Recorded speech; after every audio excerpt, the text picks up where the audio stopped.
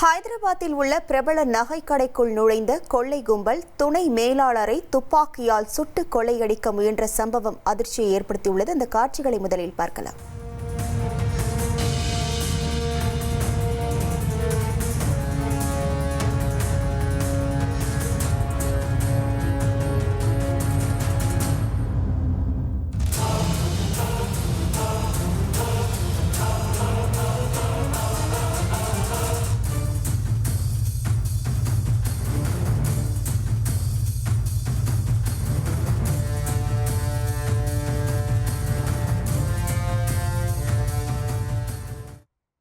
கூடுதல் விவரங்களோடு இணைகிறார் நமது செய்தியாளர் சதீஷ் முருகன். வணக்கம் சதீஷ் முருகன். இந்த சம்பவம் தொடர்பாக போலீசார் தரப்பிலிருந்து என்ன நடவடிக்கை மேற்கொள்ளப்பட்டிருக்கிறது? முழு விவரங்கள்.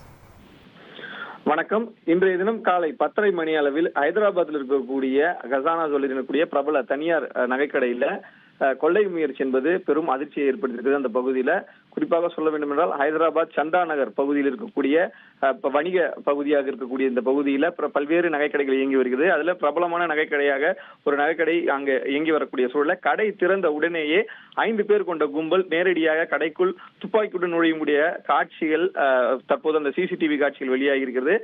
நுழைந்த உடனேயே அங்க இருக்கக்கூடிய ஊழியர்களை நேரடியாக தாக்கியும் அதே போன்று துணை மேலாளர் ஒருவர் இது தொடர்பாக அதாவது கொள்ளை சம்பவமாக மற்றவர்களை அலர்ட் செய்வதற்கு முயற்சி செய்த போது அவர்களுடைய காலில் இந்த துப்பாக்கி வச்சு சுட்டிருக்காங்க. அதன் அடிப்படையில அவங்க சுட்ட உடனே அங்கிருந்த ஒரு சில அந்த வெள்ளி பொருட்களை மட்டும் அள்ளிக்கொண்டு அங்கிருந்து தப்பி சென்றிருக்கிறார்கள்.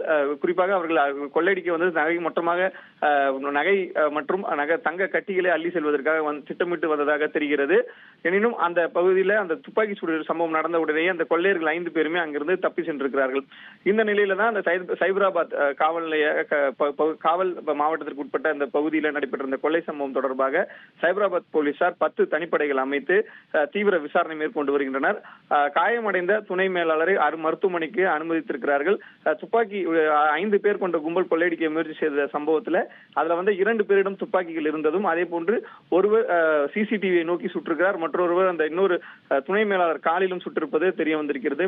முதற்கட்ட விசாரணையில வந்திருந்த 5 பேருமே இருசக்கர வாகனத்தில் வந்திருந்ததாகவும் அதே போல ஹிந்தியில் பேசியதாகவும் அங்கிருந்த ஊழியர்கள் போலீசாரிடம் தகவல் தெரிவித்திருக்கிறார்கள். இன்று காலை தினமே மிகவும் பரபரப்பாக காணப்பட்ட அந்த வணிக பகுதியில் துப்பாக்கி சூடு சம்பவம் என்பது பெரும் அதிர்ச்சியை ஏற்படுத்திய நிலையில அந்த கடைக்கு துப்பாக்கி ஏந்திய போலீஸ் பாதுகாப்பில் ஈடுபட்டு வருகிறார்கள். அதே போன்று 10 தனிப்படைகள் அமைக்கப்பட்டு இந்த விசாரணையானதும் நடைபெற்று வருகிறது.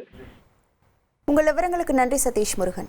உங்கள் தந்திவன் தொலைக்காட்சியில் கருடா தினமும் காலை 6 மணிக்கு காண தவறாதீர்கள். இனி செல்லும் இடமெல்லாம் செய்தி. தந்தி டிவியின் வாட்ஸ்அப் சேனலை ஃபாலோ பண்ணினா செல்ல இருக்கும் இடமெல்லாம் செய்தி. இதோ QR கோட் இப்பவே ஸ்கேன் பண்ணுங்க, ஃபாலோ பண்ணுங்க.